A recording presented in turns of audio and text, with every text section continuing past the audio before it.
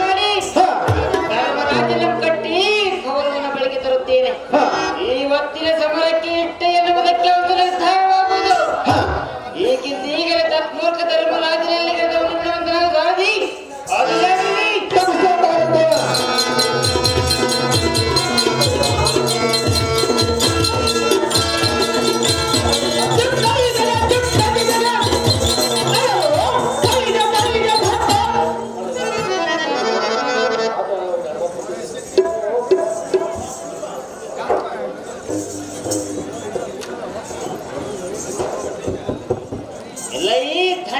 ಸಂಜಾತನಾದ ಯಮತನಯ,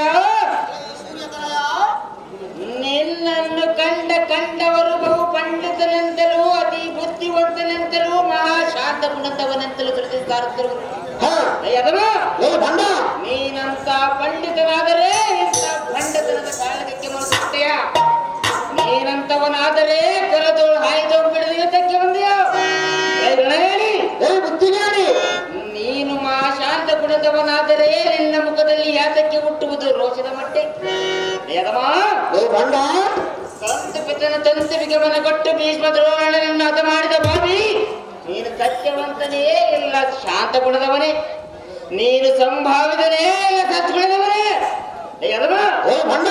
ದುರ್ಗುಣಗಳು ಒಡಲು ತುಂಬಿಕೊಂಡು ತುಳುಕಾಡುವ ಪಾಮರನ್ನು ನೀನು, ಅದಕ್ಕಾಗಿ ಸತ್ಗುಣವಂತನಾದ ಈ ಕಲಿಕರಣನ್ನು ನಿನ್ನೊಡನೆ ಯುದ್ಧಕ್ಕೆ ಬಂದಿರುವನು. ನಿನ್ನ ಕಪಟವು ಎಟ್ಟಿರುವುದು ಎನ್ನುವುದು ಸ್ಪಷ್ಟವಾಗಿದ್ದವರು. ಎಲ್ಲದಿರ್ತೊಳೆ ನಿನ್ನ ಕೈ ಕಾಲುಗಳು ಕಟ್ಟಿ ರಥದೊಳಾಗಿಕೊಂಡು ಕೌರವ ಮಹಾರಾಜನಲ್ಲಿಗೆ ಹೇಳದ ಇವೆ. ನೋಡಲೇ ಜಾಡಿಕೋರ ನಿನ್ನನ್ನು ನೋಡುತ್ತಿಲ್ವೋ ಈ ರವಿಕುಮಾರ? ಕನ್ನಡರಾಜ, ಏ ಯಮರಾಜ ಯಮತನಯ, ಇಂಥ ಅನ್ಯಾಯದ ನ್ಯಾಯವನ್ನು ಪರಿಶೀಲಿಸಿದರೆ ನಿಂದೆ ಮಾತುಗಳು ನನಗಾಡಿದರೆ ನೀತಿ ಹೇಳಲು ನಾನು ಸಣ್ಣವನು. ಕೆಟ್ಟ ಅನ್ಯಾಯದ ಮಾತುಗಳು ನನಗಾಡಿದರೆ ನಿನಗೆ ವಿನಿಯುಕ್ತಿಯೆಂಬುದಕ್ಕೆ ನಿನಗಿತ್ತಲೂ ನಾನು ಸಣ್ಣವನು. ಕರ್ಣ, ಯಮತನಯ, ಕೈ ಮುಚ್ಚೆ ಕೂಡಿಗೆ ನಂಬಿ ಪ್ರಾಣ ಕಳೆದುಕೊಳ್ಳಲಾರದೆ ನಂಬಿದವರಿಗೆ ಎಂದಿಗೂ ದ್ರೋಹ ಬಗೆಯಲಾರನು.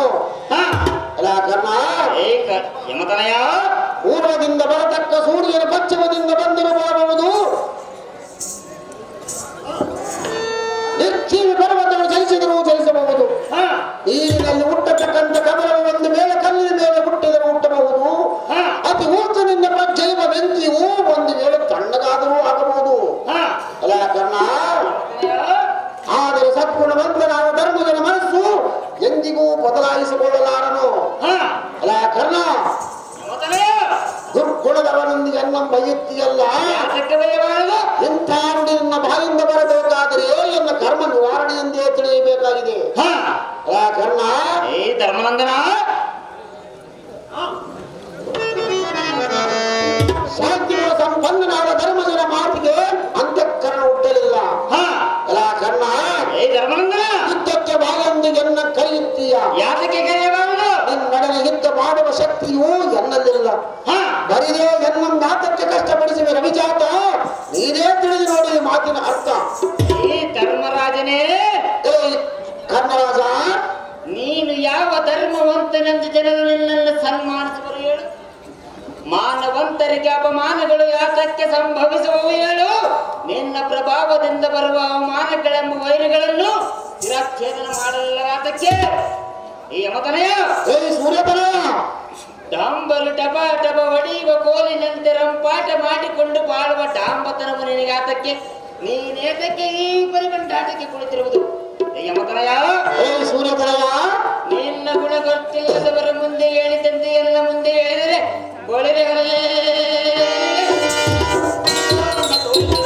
ಈ ಕಂಬಕ್ಕೆ ಬಿಗಿದು ಕೌರವ ಮಹಾರಾಜನ ಬಳಿಗೆ ಹೇಳದೇ ಇವೆ. ನಿನ್ನ ಮನಸ್ಸಿನ ಪರಿ ಏನಿದ್ದರೂ ನಮ್ಮ ರಾಜನ ಮುಂದೆ ಹೇಳಿಕೊ. ಕೌರವನು ಪ್ರೇಮದಿಂದ ನಿನ್ನ ಬೆಟ್ಟರೆ ಬೆಳಲಿ. ಈಗಲೇ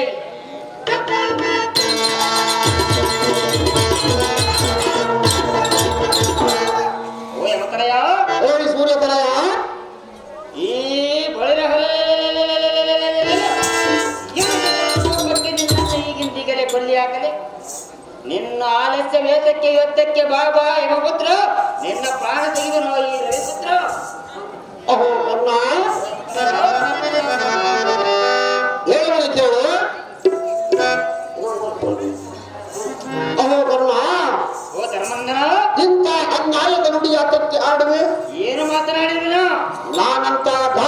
ವಂಶದವನಾದರೆ ಯಾವತ್ ರಾಜ್ಯದ ಸಂಪತ್ತು ಸೋತು 12 ವರ್ಷ ವನವಾಸ ಮಾಡಿ ಕಷ್ಟಪಟ್ಟು ಬಂದಿರಾತಕ್ಕೆ ನಾನೇ ದುಷ್ಟನಾಗಿದ್ದರೆ ನೀತಿ ದ್ರೌಪದಿ ಪೀತಾಂಬರವನ್ನು ಬಿಚ್ಚಿ ಮಾನಭಂಗ ಮಾಡಿದರೆ ಸುಮ್ಮನೆ ಮುಖ ತಗ್ಗಿಸಿಕೊಂಡು ಕುಳಿತಿನಾತಕ್ಕೆ. ಯಾತಕ್ಕೆ ಕುಳಿತುಕೊಂಡೆ? ಅಲ್ಲ ಕರ್ಣ, ನಾನೇ ದುಷ್ಟನಾಗಿದ್ದರೆ ಸಿಟ್ಟಿಗೆದ್ದ ತಮ್ಮನವರನ್ನು ಸಂತೈಸಿಕೊಂಡರೆ ಆತಕ್ಕೆ. ನಾನೇ ನಿಷ್ಕುರುಣಿಯಾದರೆ ಕೌರವನ ಬಿಜಡ್ಡಿ ಕಟ್ಟಿ ಎಳೆದೊಯ್ಯುವ ಸಮಯದಲ್ಲಿ ಎನ್ನ ತಮ್ಮನಾದ ಅರ್ಜುನನಿಗೆ ಎಬ್ಬಿಸಿಕೊಟ್ಟನೆ ಆತಕ್ಕೆ. ಅಲ್ಲ ಕರ್ಣ, ಕೌರವನಂತೆ ಕೆಟ್ಟ ಗುಣ ಎನ್ನ ಹೊಟ್ಟೆ ಎಳೆದಿದ್ದರೆ ಇಂದು ನಡೆಯುತ್ತಿದ್ದವು ಅಂದು ನಡೆಯುತ್ತಿತ್ತು. ಅರ್ಧ ರಾಜ್ಯ ಕಳೆದುಕೊಂಡು ಕೋಪ ಭರಿತರಾದ ಎನ್ನ ತಮ್ಮಂದಿರನ್ನು ಕೂಡಿಕೊಂಡು ವನವಾಸಕ್ಕೆ ಹೋಗಿ ಅಡವಿಯೋಳ ಕಾಲ ಕಳೆದು ಸರಿರಾಜನ ಮನೆಯೋಳು ಹಾಳಾಗಿ ದುಡಿದು ಕಷ್ಟಪಟ್ಟಿದ್ದು ಇದೆಲ್ಲ ಕೈಲಾಗದ ಮಾತಿಗೆಲ್ಲ ವಚನ ಭ್ರಷ್ಟರಾಗಬಾರದೆಂಬ ಮಾತಿಗಾಗಿ ಇಷ್ಟೆಲ್ಲ ಆಗಿತ್ತು. ಅಲ್ಲ ಕರ್ಣ, ಇಂಥ ಶಾಂತಿಗಳ ಸಂಪನ್ನನಾದ ಧರ್ಮಜನಿಗೆ ಇಂಥ ಕೆಟ್ಟ ಮಾತನ್ನಾಡುವುದು ಒಳ್ಳೆಯದಲ್ಲ. ಯಾತಕ್ಕೆ ಒಳ್ಳೆಯದಲ್ಲ? ಶಾಂತಿ ಸ್ವಭಾವನಾದ ಧರ್ಮಜನಿಗೆ ಅಂತಃಕರ ಹುಟ್ಟಲಿಲ್ಲ. ಅಲ್ಲ ಕರ್ಣ, ಯುದ್ಧಕ್ಕೆ ಬಾಗಂದು ಎನ್ನನ್ನು ಕರೆಯುತ್ತೀಯ, ನಿನ್ನೊಡನಿಗಿದ್ದ ಮಾಧವ ಶಕ್ತಿಯು ಎನ್ನಲಿಲ್ಲ. ಯಾತಕ್ಕೆ ಇಲ್ಲ? ಬರಿದೇ ಎನ್ನ ಮಾತಕ್ಕೆ ಕಷ್ಟಪಡಿಸುವ ರವಿಜಾತ, ನೀನೇ ತಿಳಿದು ನೋಡಿ ಈ ಮಾತಿನ ಅರ್ಥ.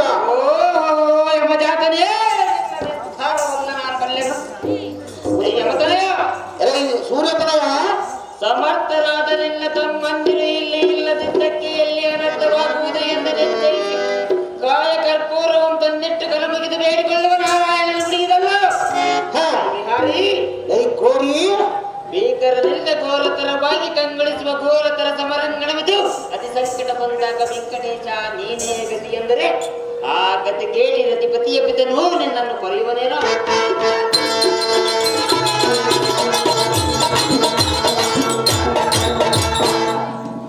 ಎಲೈ ಮತಿಹೀನನೇ, ಹಸುವಿನಿಂದ ಕೂಡಿದ ವ್ಯಾಕರಣ ಆರ್ಭಟದ ಮುಂದೆ ಅಹಿಂಸಾ ಬೋಧನೆ ಹಸುವು ಸೇರಿದಂತೆ ನಿನ್ನ ಪುರಾಣವನ್ನು ಬೆಚ್ಚೇಳಲಿಕ್ಕೆ ಬಂದರೆ ನಾನು ಕೇಳಬಲ್ಲದೆ ಹೇಳಿ. ನೀನು ಪಂಡಿತನಾದರೆ ಇಂಥ ಪಂಡಿತನದ ಕಾಳಕವನ್ನು ಹಚ್ಚಿಸಿಕೊಳ್ಳುತ್ತಿದ್ದಿಲ್ಲ. ನೀನಂತವನಾದರೆ ಬರುತ್ತಿದ್ದಿಲ್ಲ.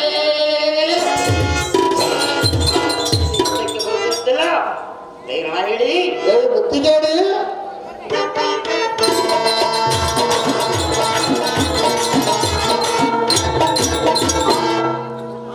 ನೀನಂತ ಸದ್ಗುಣವಂತನಾದರೆ ಬಳಿರೇ ದ್ರೋಣನನ್ನೇ ಕೊಲ್ಲಿಸುತ್ತಿದ್ದಿಲ್ಲ. ನೀನಂತ ಶಾಂತ ಗುಣದವನಾದರೆ ಮೂವತ್ತಜ್ಜರಾದ ಭೀಷ್ಮನ ಪ್ರಾಣವನ್ನು ಹತಿಸುತ್ತಿದ್ದಿಲ್ಲ. ಹೇಳಿ ಕೈ ಮೇಲಾದರೆ ಏತಿ ಮೈ ಮೇಲೆ ಬರುವ ಪ್ರಶಂಸೆ ಬಂದರೆ ಏಕೆ ವಿಚಾರವನ್ನು ಮಾಡ್ತೀ? ನಿನ್ನ ಗುಣವನ್ನು ಬಲ್ಲವರೇ ಬಲ್ಲವರು. ಇದು ಅಲ್ಲದೆ ಎಂದಿಗೂ ಇಲ್ಲದ ಎಣ್ಣೆಯ ಮೇಲಿನ ಒಳ್ಳೆ ಭಾವನೆ ಇದು ಯಾತಕ್ಕೆ? ರಥವನ್ನು ಹತ್ತಿರನ ರಂಗದಲ್ಲಿ ನಿಂತ ಸಮಯದಲ್ಲಿ ಕರ್ಣ ಎಂದು ಬಣ್ಣಿಸಿ ಎನ್ನ ಹೃದಯ ತಣ್ಣಗಾಗಿ ಮಾಡುವ ಕಾಳಗವನ್ನು ಬಿಟ್ಟರೆ ನಂಬಿದ ಕೌರವನ ಕುತ್ತಿಗೆ ಕೊಯ್ದಂತಾಗುವುದಲ್ಲ.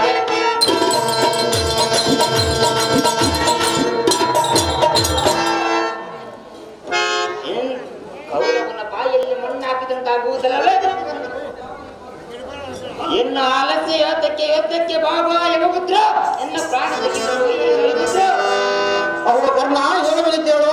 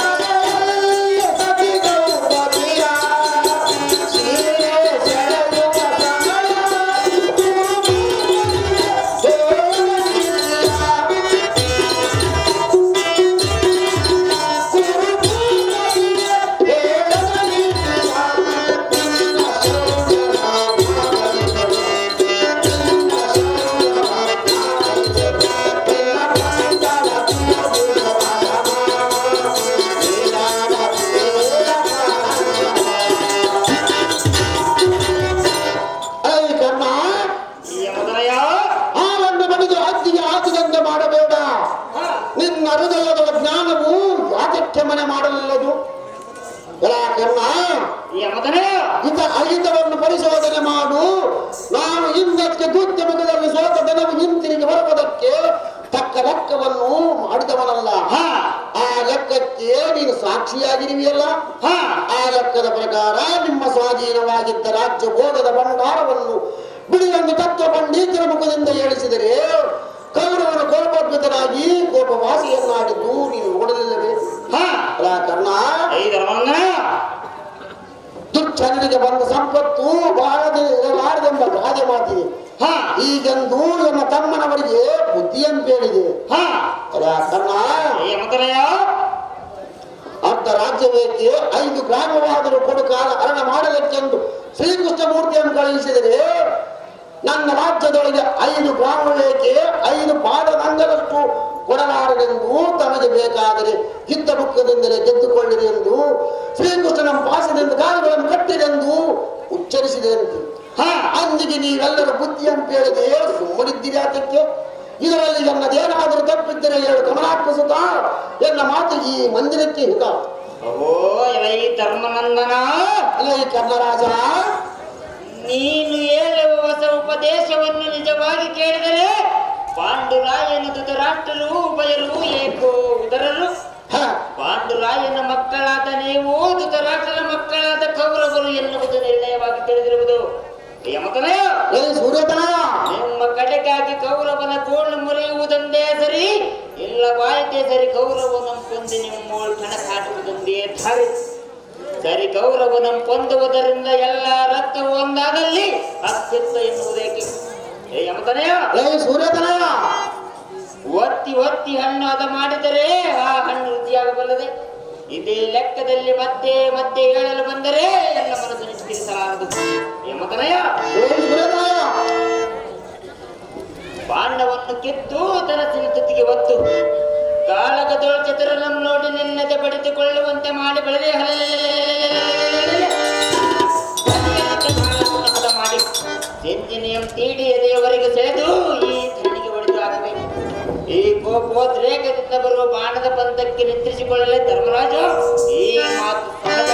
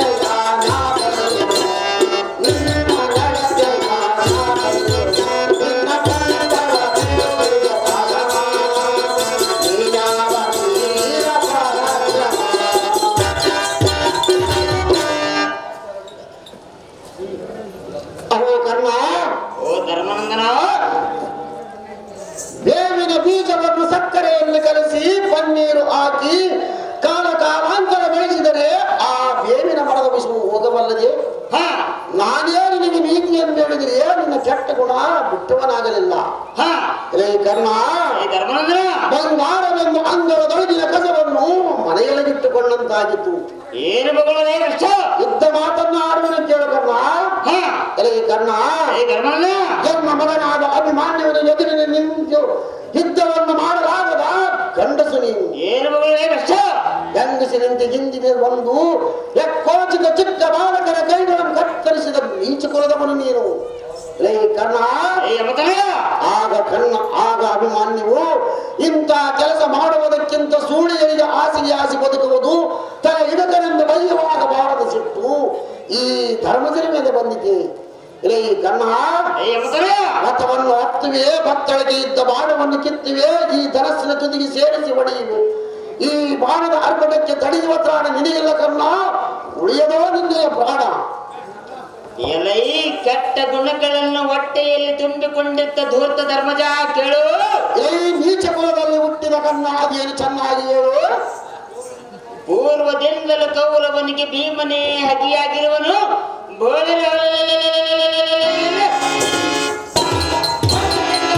ಅರ್ಜುನನೇ ಶತ್ರುವಾಗಿರುವನು. ಎಂತ ತತ್ಕಾಲದಲ್ಲಿ ನೇತೃತ್ವ ವಹಿಸಿದರೆ ಹೇಗೆ ಮನ ಒಪ್ಪುವುದು?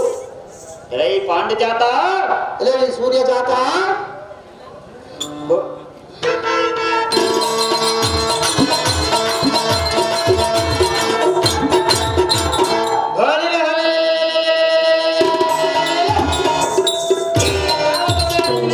ಭೂತಲಕ್ಕೆ ಕಡಿದ ನಂತರ ನನ್ನ ಆಚಿನ ಬಲದಿಂದ ಹಾಕಿನನ್ನು ತೆಗೆದು ಮುರಾಂತಕನಂತೆ ಒಪ್ಪಿರಿದು ಅರ್ಜುನನ ದಜೋಳ್ ವೀರ ಮಂಡೆಯನ್ನು ವೀರ ವ್ಯಾಜದಿಂದ ಬರುವ ಹನುಮಂತನ ರಕ್ತ ಕಾರಿಸಿದೆ.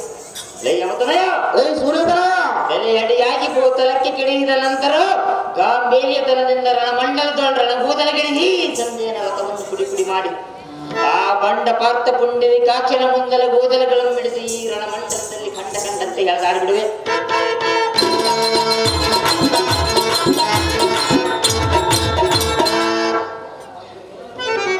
ಪಾಪು ಬಾಪುರೇ, ಇಂಥ ವೈರಿಗಳ ಸಿರ ಚಂಡಾಡುವ ಈ ಕಲಿಕಣ್ಣನ ಧನಸ್ಸಿಗೆ ಅಂಬೇರಿಸಿ ಊಡಿ ಹೊಡೆಯುವೆ. ಈ ಗೋಪಂತು ಎನ್ನಯ ಬಾಣ, ಎನ್ನ ಬಾಣದ ಮುಂದೆ ಅವಳು ಸಿಕ್ಕಲೈ ನಿನ್ನಯ ಬಾಣ. ಜಾಗ್ರತೆಯಿಂದ ಅತಿ ಜಾಗ್ರತೆಯಿಂದ ಇದ್ದಕ್ಕಿಲ್ಲ ಬಸ್.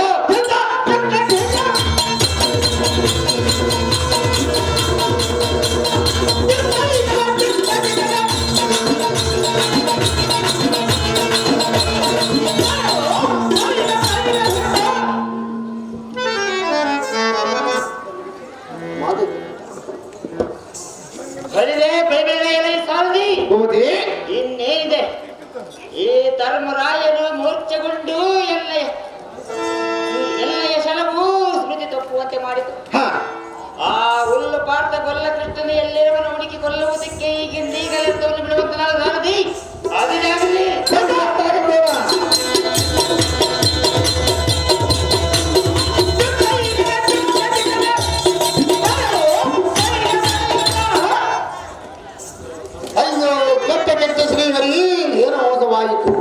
ಎಲ್ಲ ಸಾರಥಿ ಎನ್ನ ರಥದೊಳಗೆ ಹಾಕಿಕೊಂಡು ಬಿಡಾರಕ್ಕೆ ಹೋಗುವಂತವನಾಗದ ಆ ಸಾರಥಿ ಹೋಗು, ನೀನು ಜಾಗ್ರತೆ.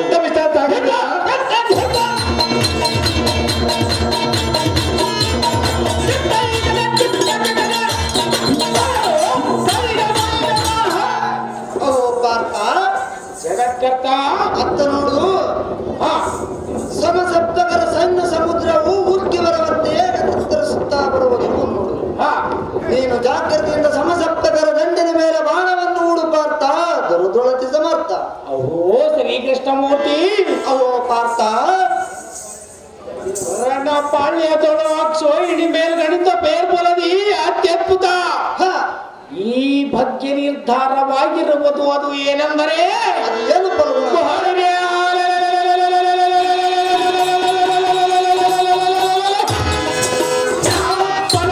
ದಿಕ್ಕಿಗಿಲ್ಲೆಂದು ನಡೆಯುವ ಕೆಂದೋಳಿಗೆ ಗಗನವಾದಂತೆ ಕಾಣುವುದು. ಕರದೊಳ ಪಡಿತ ಕಟ್ಕದ ಜಲ್ಪು ಅಲ್ಪುಗಳಿಂದ ತಳಕ್ಕೆಂದು ಕೋಲ್ ಮಿಂಚಿನಂತೆ ಒಳೆಯುತ್ತಿರುವವು. ಹೇ ಲಕ್ಷ್ಮೀಪತಿ, ಆತೆಯ ಪೊರದಿಂದ ತಿರುಗುವ ರಥ ಕುದುರೆಗಳು ಗುರುಪುಟದ ಕಟರ ಬಸಕ್ಕೆ ಗುಡಿ ಗುಡಿ ಕೆಂಬುವ ಚಡಿಲಿನ ಶಬ್ದವು ಕೇಳಿ ಬರುವರು. ಹೌದೇನು ಫಲಗುಣ? ಒಟ್ಟು ತರದಿಂದಲೇ ಮುಕುಟ ವರ್ಧನರು ಪಟ್ಪಡಲ್ಲೆಂದು ಪಲ್ಗಡೆ ಇವರ ಬಸಕ್ಕೆ ಮೇಘದಿಂದ ಪಟ್ಪಡಲ್ಲೆಂದು ಹೊರಬೆದ್ದು ಚಡಿಲೊಂದು ಎರಗಿದಂತೆ ಎದೆಯ ಮುಗಿಲೊಂದು ಪ್ರವೇಶಿಸುವುದು. ಹೇ ರಮಾಪತಿ, ಸುಭದ್ರಾಪತಿ, ಯಾವ ಪ್ರವೇಶದೊಳ ಕಟುಗ್ರ ವೈರಿಗಳು ಎದೆಗೊಟ್ಟು ಒಡೆಯುವ ಚೇಂಕಾರಕ್ಕೆ ಜೊರೆಯುವ ಜಲ ಮೇಘದಿಂದ ಜೊರೆಯುವ ಕರದೃಷ್ಟಿಯಾಗಿರುವುದು. ಹೇ ಕಂಸಹಾರಿ, ಪಾರ್ಥ, ಜಲವೃಷ್ಟಿ ಸಮನನಾದ ಸರವೃಷ್ಟಿಯನ್ನು ಈ ತಕ್ಷಣೆಯನ್ನು ಉಪಜ ಪರದಿಂದ ವೀರಬೊಬ್ಬ ಹೆಣ್ಣಿಟ್ಟು ನಜಪುಟದೊಳಜಾವಜವೆಂಬ ಚಂಚೋಮಾರತದಿಂದ ಎನ್ನ ಬೇಗ ನಿವಾರಣೆ ಮಾಡಿ ಶಕ್ತಿಗಳನ್ನು ನಟಿಸಿ ಕೌರವನೊಂದು ಕಿರ್ಪ ಸತ್ಫಲವನ್ನೆಲ್ಲ ಮಪ್ಪುಗಳಿಸಿ ಬಾಳೆ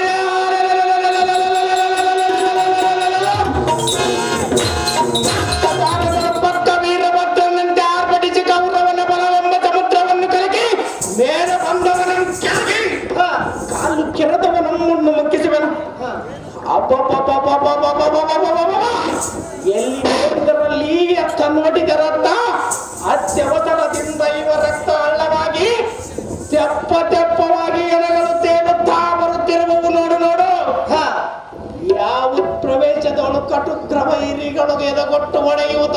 ಶೃಂಗಾರಕ್ಕೆ ಸುರಿಯುವ ಚರಚರ ಮೇಘದಿಂದ ಸುರಿಯುವ ಆಗಿರಬಹುದು.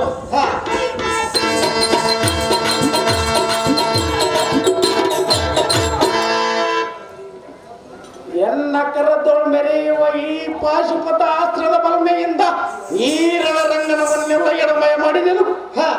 ಈ ತನುವಿಗೆ ಧನು ಎಂಬುದು ಅಣು ಮಾತ್ರಕ್ಕೂ ಇಲ್ಲ ಅಣ್ಣ ಧರ್ಮಜ. ನಿನ್ನ ಧರ್ಮ ಪ್ರಭಾವದಿಂದಲ್ಲವೇ ನಮಗೆ ಜಯ. ಆಹಾ, ಇಂದಿಗೆ ನಾನು ಧನ್ಯ ಧನ್ಯ.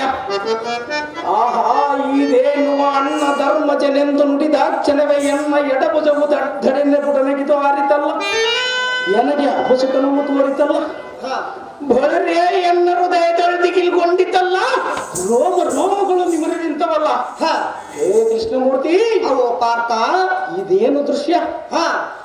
ಕದನದ ಸೂಚನೆ ತೋರಿತಲ್ಲ, ರಥವನ್ನು ಹಿಂದಕ್ಕೆ ತಿರುಗಿಸು, ಕುದುರೆಗಳನ್ನು ನೋಡಿಸು, ಧರ್ಮರಾಯನ ಪಾದಾರ ಬಿಂದಗಳನ್ನು ಎನ್ನ ಕಣ್ಗಳಿಂದ ನೋಡುವ ಪರ್ಯಂತರ ಎಲ್ಲ ಮನಸ್ಸಿಗೆ ಸಮಾಧಾನವಾಗಲಾರದು. ರುಕ್ಮಿಣಿಲೋಲ, ಶ್ರೀ ಜಗತ್ಪಾಲ ಜನಾರ್ದನ, ವೇದವೇದ ಕೇಳು. ಅದೇನು ಚೆನ್ನಾಗಿ ಹೇಳು.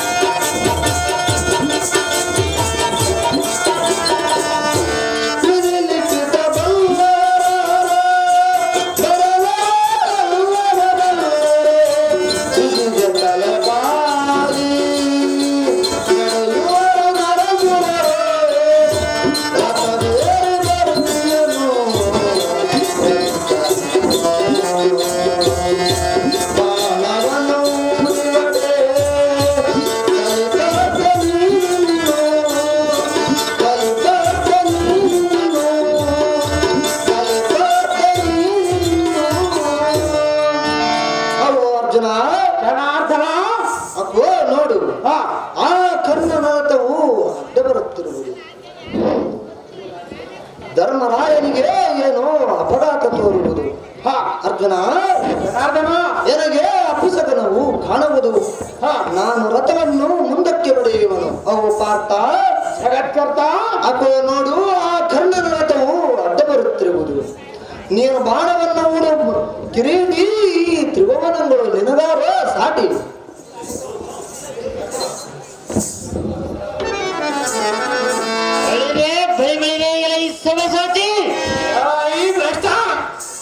ಪಾಂಡವರೈವರ ಗಂಡರ ಗಂಡನಾದ ಪ್ರಚಂಡ ಕಲಿಕಣ್ಣನ ಈ ರಣಮಂಡಲವಲ್ಲ ಬಡಿಕಾಡಿದನು.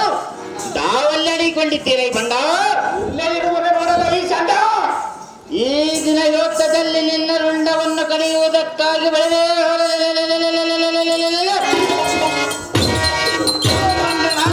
ಕೌರವ ರಾಜನಿಂದ ದಳಪತಿ ಪಟ್ಟವನ್ನು ಕಟ್ಟಿಸಿಕೊಂಡು ಮಾರ್ತಾಂಡ ಸುತ ಬರುತ್ತಾನೆಂಬ ಸುದ್ದಿ ಕೇಳಿ ಬೆಲ್ಲಾಗಿ ಎದೆಗೊಟ್ಟು ನಿಲ್ಲುವುದು ಬಿಟ್ಟು ಅಲ್ಲಲ್ಲಿ ಅಡಿಕೊಂಡರೆ ನನ್ನ ಬಿಡಬಲ್ಲನೆ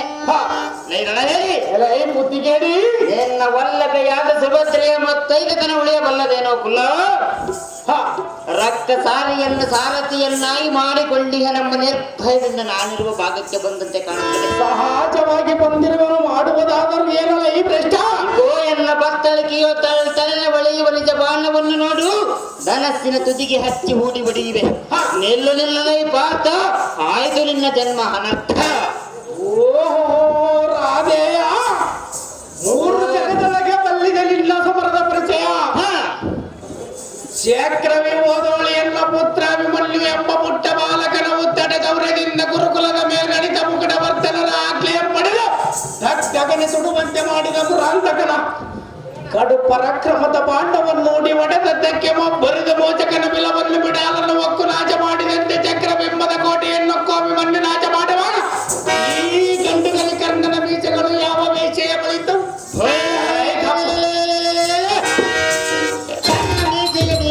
ಬಗ್ಗೆ ಮಾತನಾಡುವ ಕಪ್ಪಲಿಗನೇ ಮೊಟ್ಟಗನೇ ಋತ್ಕುಟಾರನ ವೀರ ವೇಷವನ್ನು ಕಂಡು ಕೃತ್ರಿಮ ಗೌರವನು ಹತ್ತು ನಿನ್ನನ್ನು ಪ್ರಾರ್ಥನೆ ಒತ್ತಿ ಕಳುಹಿಸಿದರೆ ಸಹಜವಾಗಿ ಕಳಿಸಿರಲೇ ಬಂದ ಈ ಮೂಡ ಸಂಡ ಎನ್ನ ಪುತ್ರನ ಎಲ್ಲ ಸಮ್ಮುಖದೊಳಿಂತು ಯುದ್ಧ ಮಾಡುವ ಶಕ್ತಿ ಇಲ್ಲದೆ ಹಿಂದೆ ನಿಂತು ಅಭಿಮನ್ಯುನ ಕೈಗಳನ್ನು ಕತ್ತರಿಸಿದ ನರಸಪ್ತ ಗಂಡಸು ನೀನು ಬಿಟ್ಟು ನಿನ್ನ ಮಗ ಅಭಿಮಾನ್ಯವನ್ನು ನೀನೇ ಆತಕ್ಕೆ ಕಳಿಸಿದರೆ ಭ್ರಷ್ಟ. ನಿನ್ನ ಹೆಸರಿಗೆ ಕ್ಷತ್ರಿಯನೆಂಬುದು ಅನರ್ಥ. ಬಲವಂತರಾದವರು ಸತ್ಯದಿಂದ ಯುದ್ಧ ಮಾಡುವರೆ ಹೊರತು ನಿನ್ನ ಹಾಗೆ ಕೈಲಾಗದ ಕೆಟ್ಟ ಕೃತ್ಯವನ್ನು ಎಂದಿಗೂ ಮಾಡಲಾರರು. ಈ ತುಚ್ಛ ಸತ್ತರು ಸದ್ದ ಸಲ್ಲದ ಪರಮ ನೀಚ ಎನ್ನ ಪುತ್ರನ ಮುಂದೆ ನಡೆಯಲಾರದ ನಿನ್ನ ಪರಾಕ್ರಮ ಮೂರು ಲೋಕದ ಗಂಡನಾದ ಈ ಪಾರ್ಥನ ಮುಂದೆ ನಡೆಯುವುದೇನೋ ಕನ್ನಡೇ ಸಹಜವಾಗಿ ನಡೆಯುವುದಲ್ಲೇ ಕರ್ತನಾದಾರ್ಜುನನೇ ನಿನ್ನ ಕೊಲ್ಲುವ ಉದ್ದೇಶವಾಗಿ ಎನ್ನ ಕುಡಿ ನೀಚಗಳು ಕುಣಿದಾಡುತ್ತಿರಬಹುದು. ಆದರೆ ನಮ್ಮ ಅಣ್ಣಯ್ಯನ ಕಾಣಬೇಕೆಂಬುವ ಆಸೆಯು ಹೊರಸೂಸುತ್ತಿರುವುದು. ಈ ಮೋಸಗಾರ ಇದು ಎದುರಾಗುವ ಸಮಯವಲ್ಲ, ಸುಮ್ಮನೆ ದಾರಿ ಬಿಡು ಕಂಡೆಯ ಸೂತ ಕುಲಪುಟಾರನೆ. ಅಹೋ ಶ್ರೀಕೃಷ್ಣಮೂರ್ತಿ, ಹೋ ಕೃಷ್ಣಮೂರ್ತಿ, ರಥವನ್ನು ಅತಿ ತೀವ್ರವಾಗಿ ಬಡಿ ಜಾಗೃತಿಯಿಂದ ನಮ್ಮ ಅಣ್ಣಯ್ಯನ ಕಾಣುವವರೆಗೂ ಎನ್ನ ಮನಸ್ಸಿಗೆ ಸಮಾಧಾನ ಸಂತೋಷವಾಗಲಾರದವರು ಪಣಿರೋಣ ಶ್ರೀ ಜಗತ್ಕಾಲ.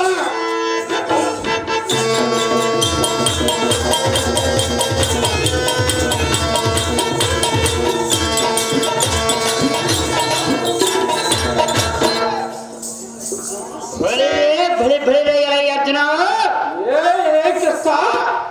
ಕರ್ಪುರಾರಿಯ ಬಲದಿಂದಿರ್ಪ ನನ್ನ ಒಣಗರ್ಜನೆಗೆ ಅಪ್ಪರಿಸಿಯನ್ನು ಒಪ್ಪಿಸಿಕೊಳ್ಳುವ ಒಪ್ಪಿಗೆತನ ಮಾಡಿ ರಥವನ್ನು ರಣಮಂಡಲದಿಂದ ಓಡಿಸಿದರೆ ಸತ್ಫಲಿತನಾದ ಈ ಕಲಿಕಳನ್ನು ನಿನ್ನ ರಥವನ್ನು ತಪ್ಪದೆ ಬಿಡಬಲ್ಲನೆ. ತಪ್ಪಿ ನೋಡಲ್ಲ ಈ ಕೃಷ್ಣ ಹೇಳಿ ಬುದ್ಧಿಗೇಡಿ. ಕರ್ಪುರಾರಿಯ ಬಲದಿಂದಿರ್ಪ ನಿನ್ನ ಒಣಗರ್ಜನೆಗಳನ್ನು ಒಂದೊಂದಾಗಿ ಬಿತ್ತರಿಸುವನು. ಚಿತ್ತವಿಟ್ಟು ಕೇಳು, ಅದೇನು ಚೆನ್ನಾಗಿ ಬಗ ಹೇಳಿ ಬುದ್ಧಿಗೇಡಿ.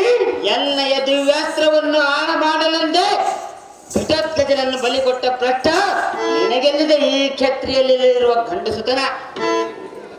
ಈ ಬುದ್ಧಿ ಇಲ್ಲದ ಕಾರಣ ಹೇಳಿ ಇದ್ದ ಸುದ್ದಿಯನ್ನು ಹೇಳಿ ಮುಂದಕ್ಕೆ ಸಾಗಿದರೆ ಎಲ್ಲ ರಥಕ್ಕೆ ಅಡ್ಡ ಬಂದು ಅಡ್ಡಗಟ್ಟಿದೆಯಾ?